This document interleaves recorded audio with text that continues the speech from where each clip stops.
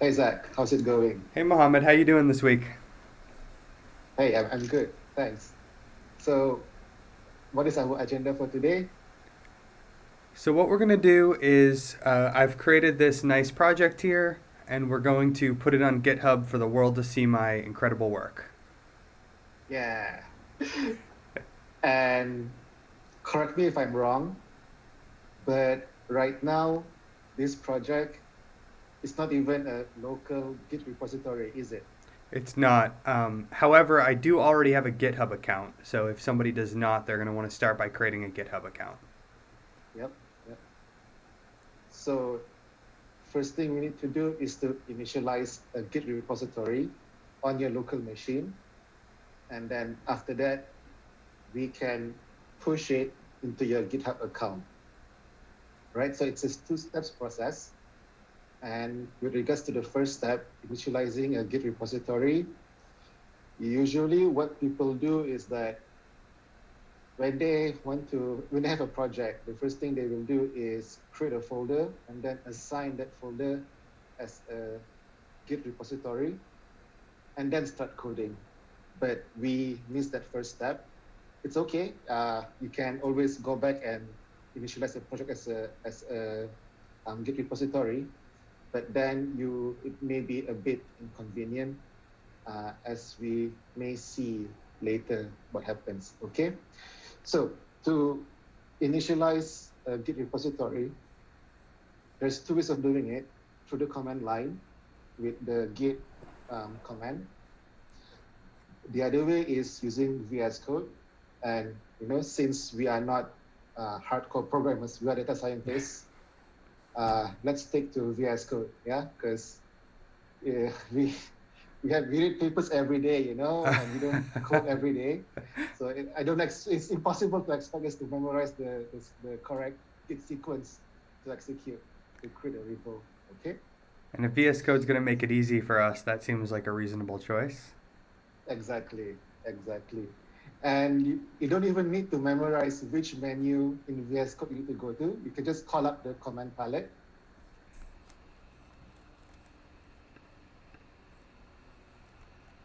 And then since you want to initialize a repo, just type something like git so that it narrows down to git stuff and then initialize or init. Yep. And just click that. And then all right, let's look at what's the prompt asking us. So it says pick a workspace folder to initialize git repo. And right now we do have the NBA game predictor workspace, which is attached to that workspace inside the container, Mm-hmm. which makes sense because we had this project open in the Docker container, and this Docker container, this particular workspace is attached to your local hard drive, so that is correct. We should select that. The default makes sense. And if we haven't already created a folder, we would simply do choose folder and then create one that way. Yes, that's true. Although it would be a very odd thing if it happened, right? Because when you open VS Code, you tend to open your current project that you already have. So unless you remembered, oh, I have another project in another folder that I would like to create a repo, then you would say choose folder. Otherwise, the default makes sense. Okay. Yeah. Okay, so what has happened? Uh, did you notice any changes? So I noticed a few. One, all my files turned green, uh, Yeah. which is probably a sign that they are ready to be committed. However, also we have a nice little 14 icon here, which tells me there are 14 things we need to do here. Yeah. Very, very perceptive. And also the effect of initializing Git repo in a folder is that it will create a folder, a subfolder called .git. You can see it here in your file explorer because you don't usually have to bother with it, as an end user. But this is our first time working through Git. I thought it's something worth mentioning. And you can see the existence of this folder through the command line. If you go to your command line and then just type ls-l a. Through the command palette? Sorry, on your terminal. Oh. And sorry, what do I type? ls space dash la.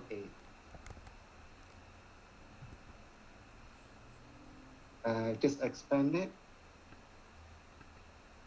and then do you see that .git in the front line? Yeah. And then before we proceed further, let's just quickly talk about the ls command. So the ls command is a standard. Yeah, I think it's a standard. Yeah, you can think of it as standard. Part of the GNU core utils, I think, whose function is to list the contents of a directory, and then the LA is just arguments to this command. LA is actually composed. It's actually two arguments, L and A. L means to display the result in a nice list format. Okay. And then A means all. So if you just do ls-l, you will see that you only get to view folders that are not prefixed with the dot. The reason here is that on a Mac and also on Linux, files that start with a dot, folders start with a dot, are considered hidden. Mm-hmm. Yeah. So if you want to see all the files, you have to put the A in it. What we have here is a Git repository, and since we just initialize it, it is an empty repository. So before we can commit it into GitHub, let's commit some stuff locally and then push those changes to your account. And that was the first step in the two-step process you mentioned before, right? That's right, yeah. You could also have created an empty repository on GitHub through VS Code. But yeah, I don't think it's a very common workflow to follow. It's either, you do everything locally and then push to your account, or, you go to GitHub and then you see someone's code and you thought it's nice, so you fork it and then you somehow bring it locally. Can you say something about that? What does it mean to fork somebody else's repo? Yeah. So you can think of a fork as making a copy of a person's repo so that you are free to change it however you want. And if you have been using Git for a while, you may ask yourself, what is the difference between forking a repo and cloning a repo in terms of, if you wanted to contribute to the project, right? So the difference here is this. If you were to clone the repo, like let's say, you go to the Google organization, and then you go to the TensorFlow repo, you clone it, and then you make changes, and you try to push your changes to GitHub, it will actually push to Google's version of TensorFlow, which is not necessarily what you want, because you may not have permission to push changes to the code, to that organization. Mm-hmm. So what you should do is to create your own independent copy and then push to your own independent copy, which you have control over. And then when you're ready, push your changes from your independent copy to the official copy. We can talk more about this in subsequent session, because I do plan to walk you through on a common and accepted GitHub workflow practice. Great. Yeah, using VS Code, of course. I think one of the barriers to learning GitHub for for beginners is all the terminology. And sometimes it's pretty clear what it means, but there are some nuanced differences. Like I could guess what it means to clone a repo, but not necessarily know the difference between cloning and forking. Yeah, and sometimes there are multiple ways of achieving the same thing with very, very minute difference. So like, you're like, what's the difference here? What's the point? Right, yeah. Well, even something I remember my first time trying to push any project and to my, GitHub page, and even the very thought that it's a two-step process is not intuitive to a beginner. You think, oh, I'm trying to do one thing. I'm trying to take the code from my computer to GitHub. And really, that's a two-step process inherently in the way GitHub works.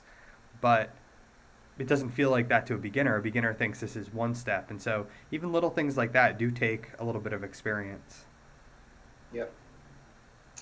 Okay, so let's get back to this. So yeah, let's commit some stuff to your repo. So do you see that fork thing, with that 14, with the number 14, in that thing? Yep, click that.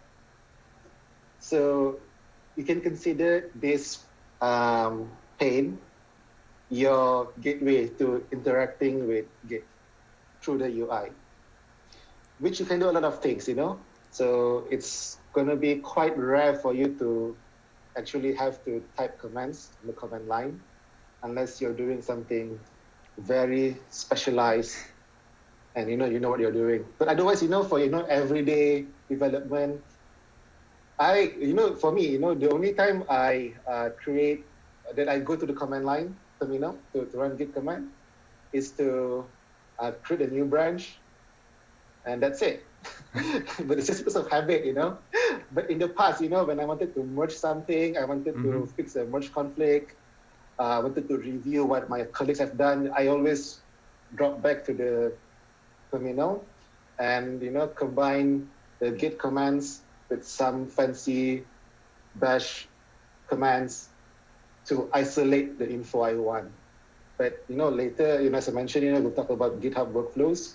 Through VS Code, you can see that you don't need to go down to that kind of low level detail to understand your repo. Okay. So let's briefly look at this source control pane and see what those symbols mean. Okay, so you can see that there's a lot of things under the changes list, right? Yep.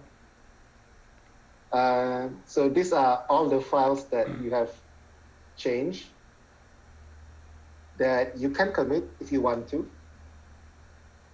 And then the U, it means, I think it means update, meaning to say that there is no, U means unstaged. Unstaged. Yes, not update. Yeah, so here's another GitHub terminology you need to be aware.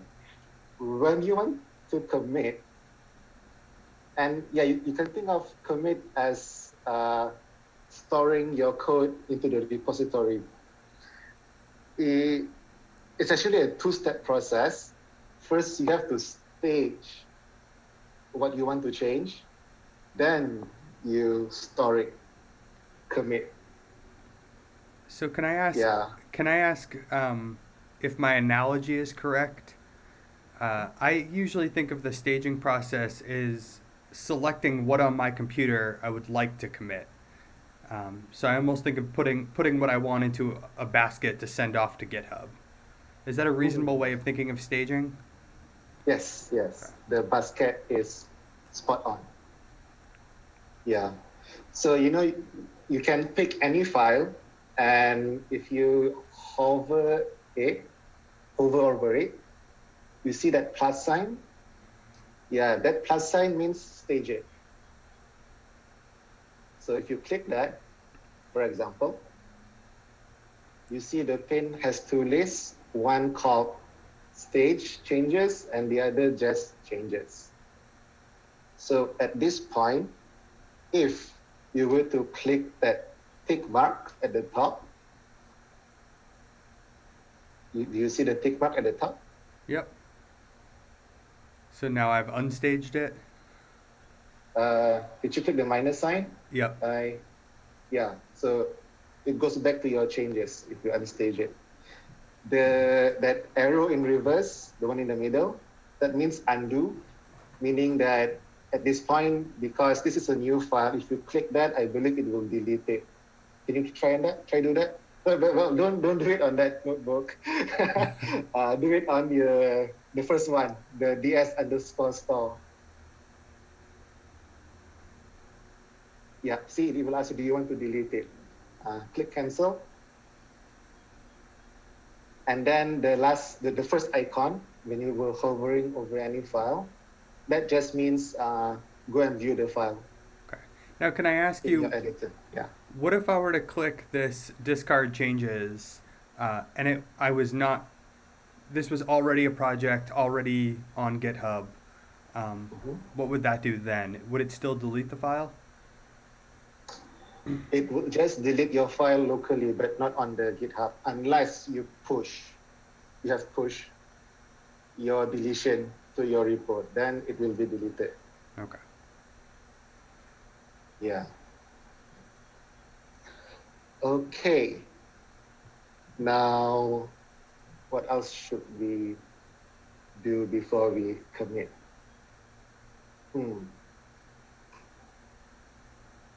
So let's see. Do you know what this ds_store file is? I do not. You do not. Okay. Neither do I. But what I can tell you is that it is something Mac specific. For some reason, when you create a folder in Mac, that thing tends to appear. I don't know why. But the point is that this is not part of your project and shouldn't be committed. Okay. It's going to be very annoying if that thing keeps appearing there, right? Because you may accidentally commit it. In this case, if you were to accidentally commit it, it's fine. It's not harmless. But imagine you had a file that you used to store your credentials, your login credentials, for example. Mm-hmm. Then if you were to accidentally commit it, it's going to be a hell lot of work to undo it. Yeah. So, to prevent accidental commits or to prevent accidentally committing files that shouldn't be committed, and also, to reduce clutter, Git has this file called .gitignore, which you can see there, which also gets created when you initialize the Git repo. And can you open that? Oh, but this one is in the idea file. It's in the idea folder. Okay. Yes, because initially you use PyCharm to create your project. Oh, yes, I did. Right? Yeah. Okay, so in PyCharm, so just like VS Code has this .vs code folder to store your project settings, PyCharm has the .idea folder to store your IDE's settings pertaining to your project. This file, this .idea folder definitely shouldn't be committed, nor should it be there at all in the first place. So let's delete that folder. Including the gitignore? Yeah, I don't know, but I wasn't gonna do it on the source control panel. I was gonna do it on the command line in the terminal. Do you know how to delete files from the terminal? I do not. You do not? Okay. Cool. Another teaching point. I'm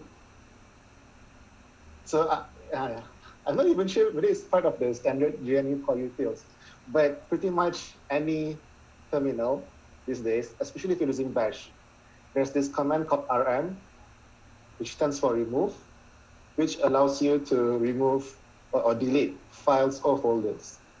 So let's use the rm command to delete that .idea folder. So I'm going to go RM, and now I probably need the file path. Wait. Before that, make sure you know where that file is. So how do you know what's in your current path? You ls, right? ls, and we could list it. So yep, the file, that folder is there.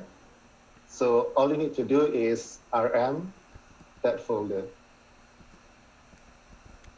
Oh, wait. Before that, let's also remove that .ds_store file. Okay.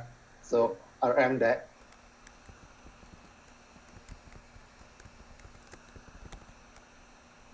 Okay, that works. Enter. And now And if then, we list it, it will Yep. not have the DS store.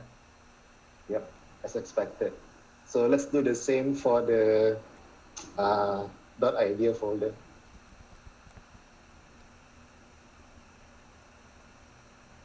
Ooh, what happened?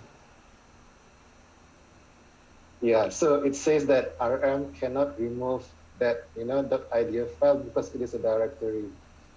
So this is a useful fact to know when using RM to delete folders. If you want to delete a file, RM file name suffices. But if you want to delete a folder, you need to also add another parameter to the command, which is -r. R stands for recursive. That means delete this thing here recursively. So, go inside that folder and set that subfolder with any so on, and delete everything. Oh, yeah, I don't think that works, but you can try. Oh, it works. Can you ls?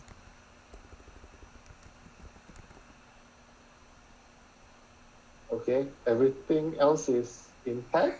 At least I didn't delete every file on my computer.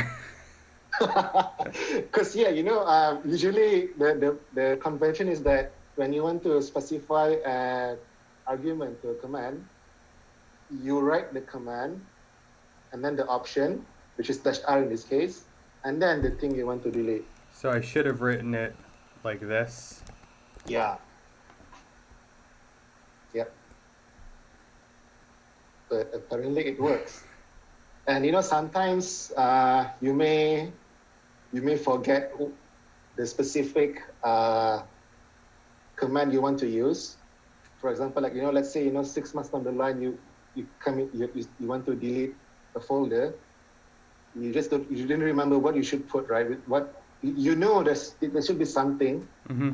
There should be an option you need to specify, but you don't know what it is. You can try to have either you Google, or you can try to have a quick skim on the internal documentation. So to view the internal documentation, you can type man for manual, and then space the command you want to look up. So rm.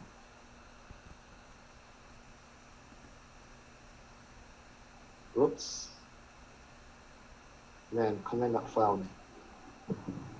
Oh, right, because you are inside a Docker container, which is a bare bones installation. And yeah, man is not part of the standard distribution. Okay, this is fine. But let's say you have a complete installation. Mm-hmm. You can actually call up the man command to view the internal documentation of any of the commands in your terminal. We can also do the same on Mac. So if you open the command palette, and then type terminal local. Yeah, the first one. So what it does is that it will open another terminal, but this terminal is attaching to your local machine, not not through the Docker container. So that's why you can see the prompt, it's your name there, z.himo. Whereas previously it was, I think it was user or VS Code, right? Yep. Yeah. So now if I if type you, man rm, Mhm. I get the manual Yeah. for. So look at that. The dash R is equivalent to the dash big R, and dash big R is the time to remove the file hierarchy rooted in each file argument. Option implies the D option if the I option is specified. Yeah, in this case, it's not really helpful to know that, yeah, if you want to delete the folder, you should take the dash R.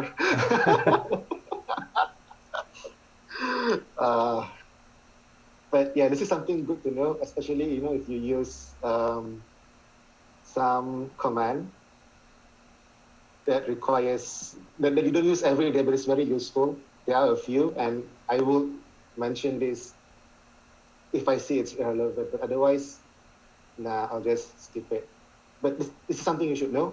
This man file, this man command to view documentation. Or maybe it's easier to just Google how to rm dash delete folder. Google why it's not working as opposed to try to solve the problem yourself. Yeah. Okay, so we can close this terminal. And let's get back to talking about committing files. So yeah, in the Git, so right now, yeah, you can close this editor. So right now, you do not have a .gitignore file. You have also deleted the DS store file. So technically, you do not have any files that should be ignored. But some people would argue that the things that needs to go to your repo are only those things that are specific to your code. So things like configuration for your IDE should not be committed, because they say that different people will use different IDEs. Mm-hmm. So what's the point of committing your VS Code setting into your repo? So let's say we subscribe to that belief.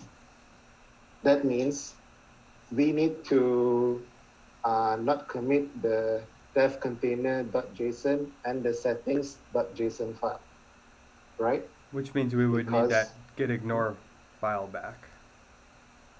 Yeah, so we should create a new file called .gitignore in the project's root directory.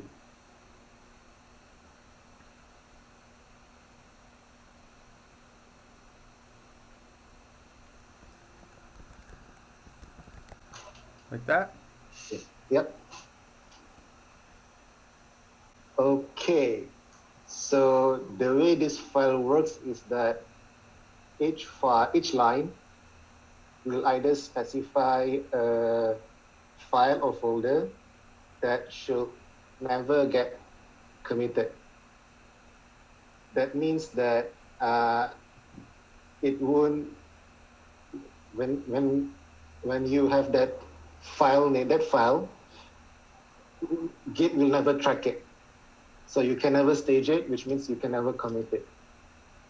Unless you have already committed the file, and then later you decide and later you decide to ignore it. It's still possible, to remove the traces, but yeah, it's not something easy to do. But it's good to know, you can undo stuff in Git, no matter how fucked up things get. It's still possible to revert. Okay. That gives people like me great relief, right? Knowing. Yeah. As long as you don't delete the .git folder, you're good. Okay. And also, you should know that this .gitignore file, it supports pattern matching, like the wildcard thing, Mm-hmm. right? And there are some the specific rules. I would encourage you to look it up on Google during your spare time, because for now we don't have such a use case, so I won't be demonstrating it. Okay, so right now we know what to do, right? We want to ignore that .dev container JSON file and the settings.json file. And we know that these files, the .dev container .json is in the .dev container folder. Mm-hmm. So if you just type .dev container and then, I don't know, maybe slash and then star, the wildcard, and then save this file. And then, did you see that? Yep. Did you notice something? We had a change to the number of things being staged. Yeah. And also, previously your .dev container folder was white, or was green, but now it's white. It means that Git is not tracking it anymore. So if you were to add a new file under this folder, it wouldn't be green. So that's how you know, that's how you can tell at a glance what, using VS Code, what is being tracked and not tracked in your by Git. Okay? Now, I'm going to ask So that's you. all. I want to ask you a question here because you mentioned one use case that I've seen is when you don't want, say, your login credentials for something to be staged. Would you ever do this with a data set that you have that's maybe proprietary? You're happy to share some of your code, but you wouldn't want to share, say, the raw data. I'm curious if this ever comes up in your line of work. Do you ever have situations where you want to ignore certain files other than, say, credentials, or just files relating to your editor? Yeah, there have been occasions like that, and pertaining specifically to the data. Yeah, we don't commit data files as a practice in general because data files are huge, generally speaking, and there's actually a limit to the file size you can commit to Git. I think it's 100 megabyte. Okay. After that, if you still insist on using Git, no wait, I think that 100 megabyte is a GitHub limitation. If you still want to commit big files to your repo using GitHub, there's another tool for that. That integrates nicely with Git, so you don't really notice the difference. But for data specifically, there's actually another tool that does data version control. There's a few, but I believe the most popular one is DVC. Maybe we might do a session on that. Let's see how's the interest from our viewers who don't exist yet at the time of recording. Okay. But for me, what I would do is, so we usually have our data stored in a server somewhere. So for example, at work we use AWS. So we have our files stored on this thing called S3 buckets, which you can think of as another FTP server, right? And then, so what we will do is that we will have a mechanism that can pull the data from a specified URL. Yeah, so the data never gets mixed with our repo. We can pull it to a separate folder and then have our code read that folder. And if we do things in a modular way, it's going to be seamless. That makes sense. And that seems like a good practice to have. I was just trying to think of other things we might want to put in that .gitignore file. So it seems like if you're careful and you're modular, then you don't need to worry about adding your data files there because they're just never going to be in the same folder that you're committing anyway. That's right. Although, if you're a researcher and As in, like, your day job is to experiment, with cutting edge, uh, machine learning algorithms, then it's very common, for people to pull data and then store it in the same folder as your project. And if that's the case, if that's the kind of repo you're working with, then you should put the data folder in your .git ignore. Okay. So you don't accidentally commit them. Yeah. And I've had a similar use case when publishing a paper, trying to put the data online for people to access. I want the data there, but I only want it there once we're published. So I may have it in the, like, even just have a CSV file in the git ignore just until we're ready to publish and make it public. But it's just temporary. Yeah. You know. Also a cool use case. Very easy to implement. Yeah. Okay, so we have some unstaged files. I'm noticing the 2 next to the U. Yes. Oh wait, did you also? Yeah, you haven't ignored the .vs code folder. Oh, that's right.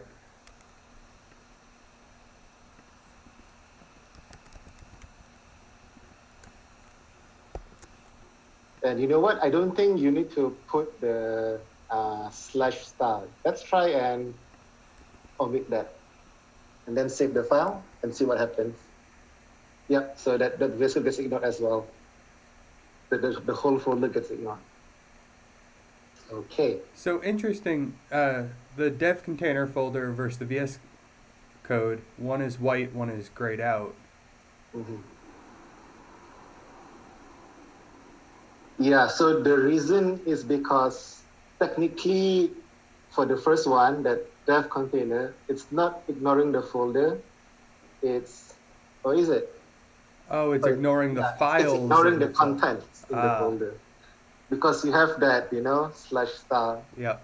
But it achieves the same effect. So whatever.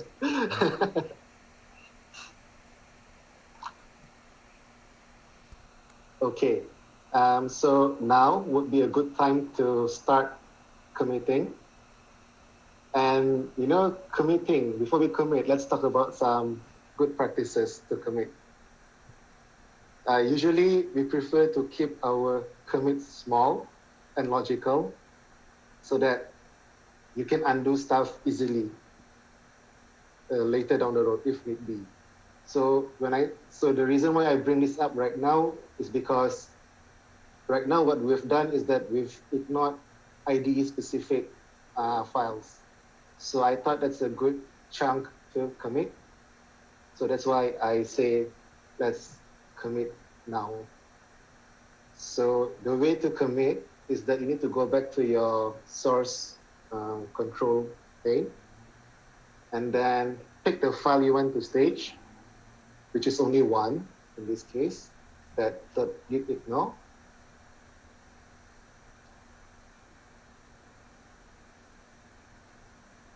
And then you can, before you commit, you can write a message to remind yourself and also to document what's the idea behind this commit.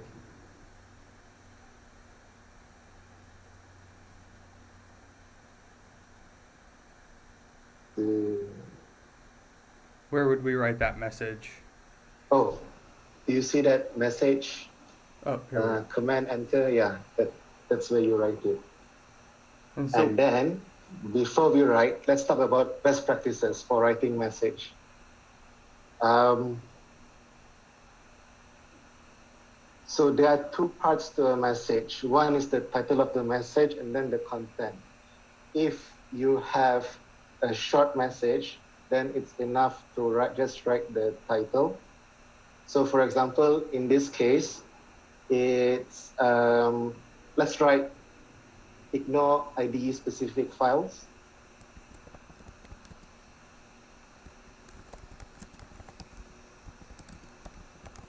Okay, so this is a short message. And so and it's a one-line thing, right? Mm-hmm. So we could commit it right now, But now I want to talk about a case where you have a more involved commit. And so it's not, you need more words to describe the commit. So let's just type some random letters and see what happens.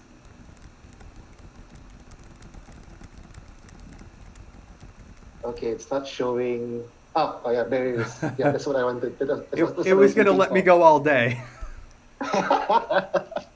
Yeah. So there's like a convention that says that you shouldn't be writing very long messages. You shouldn't be writing very long one-line messages. So in this case, the default is it 50? Yeah. 50 characters. 50 characters, yeah. So let's say you want to write something more than 50. What you can do is, so let's delete everything just before the first line. You can actually press enter again. And then here, from here on out, you can write as much as you want. I'm not sure what's the limit, but then the point here is that when this gets pushed to GitHub, you can see it rendered quite in a nice way. Oh, there is also a limit. 48 characters over 70 in the line. So you need to add new lines. So now I can keep. Mm-hmm.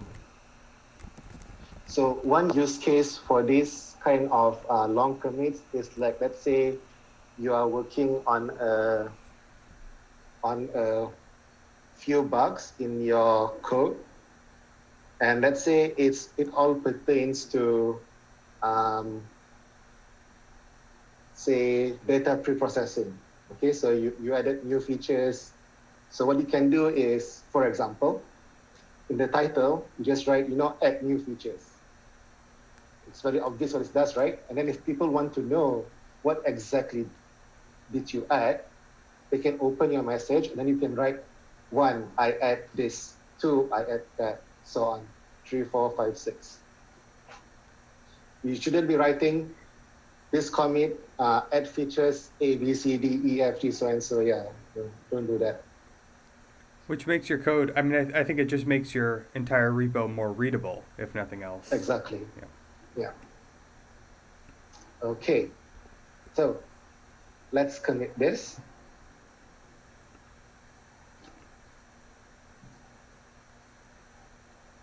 So I'm guessing this check mark up here will commit it? Yep.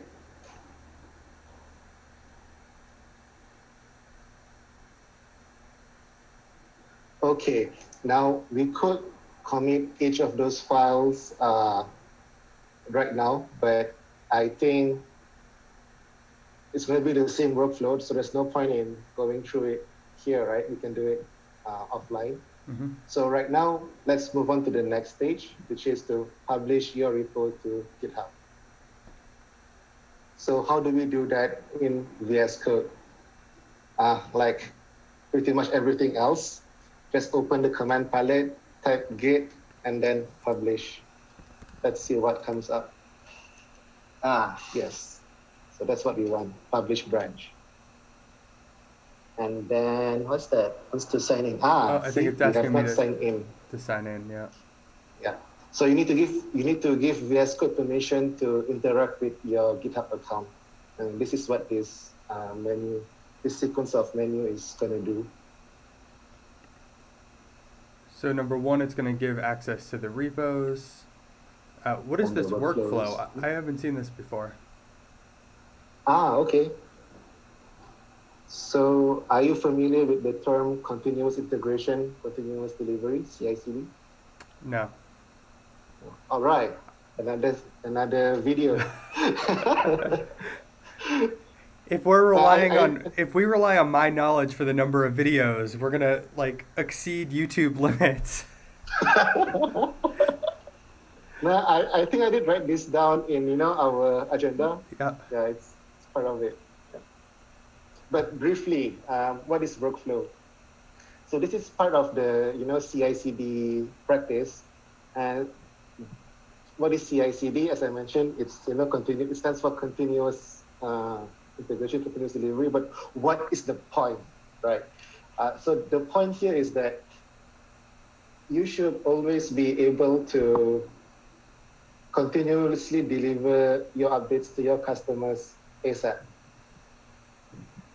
But it's going to be very stupid if you publish your code into production every time you write a small change without testing your code, right? Without going through some steps to validate that your change did not break anything. So the idea behind CI/CD is that once you commit your code, you can automatically trigger a sequence of steps to verify that your code did not break anything or did not cause any performance regression.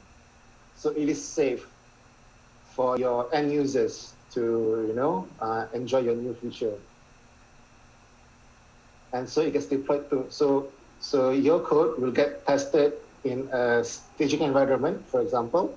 If it passes, then it will get tested in a more production-like environment. And if it passes, then it will be released to the world.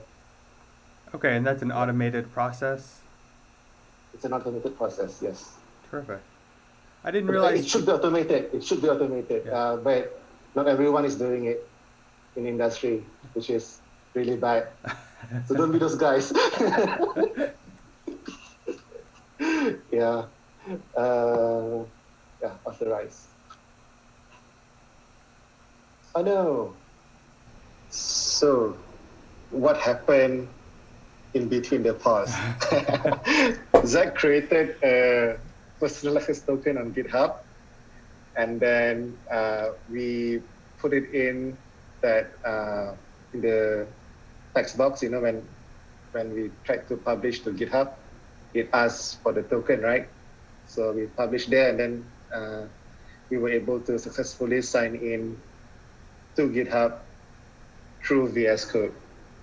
So now, we should be able to run any GitHub commands through VS Code without having to type our password or keep on logging in.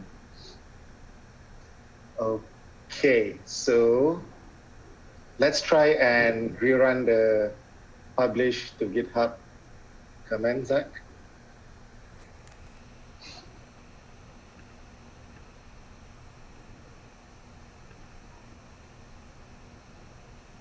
Wants to sign. Oh no. Okay, allow. Continue. Okay, successful. Open Visual Studio Code. And then, what's this? Allow an extension to open. But try again. Open. Sign in failed. Authorize. Interesting. Can you click the gear icon? Source GitHub. Okay.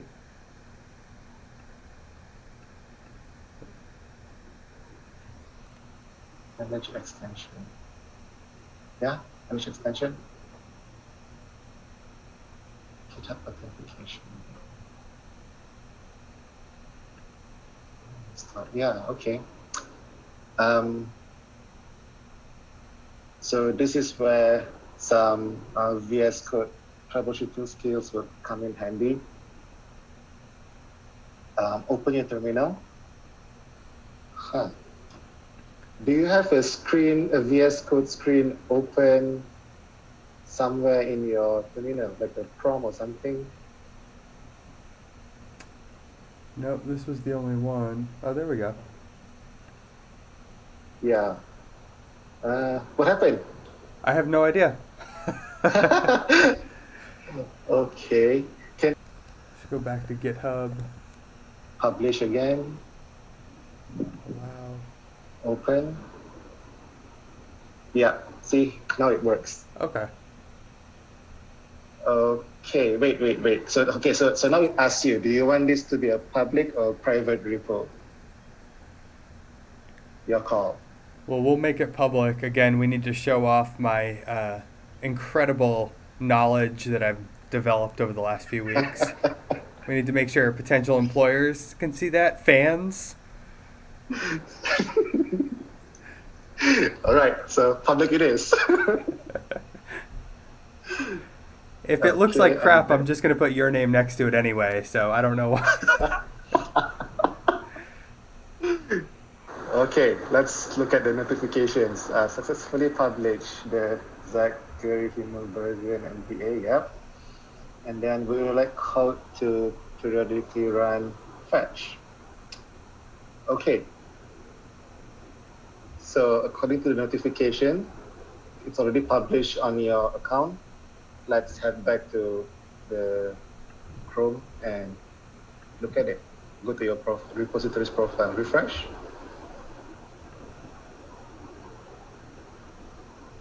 Yep, there you have it. Your NBA game predictor code, which only has one commit, which was the .gitignore file we did. Let's see. Yeah, I guess now is a good time to wrap up. So today, what did we learn? We learned a couple of command line commands. So we learned a few command line commands to delete files and list folders, and then we spent quite a bit on trying to. No, we learned how to commit stuff to in VS Code, and then the publishing part took longer than expected, only because we didn't sign in the first place with VS Code, and yeah, this part there tends to be hiccup every now and then. I experienced the same problem. I experienced the same problem too when I first got started. But subsequently, when you were to repeat this, if you were to repeat the steps we went through just now, with VS Code that's already signed into your GitHub account, you won't have this problem anymore. It's a one-time thing.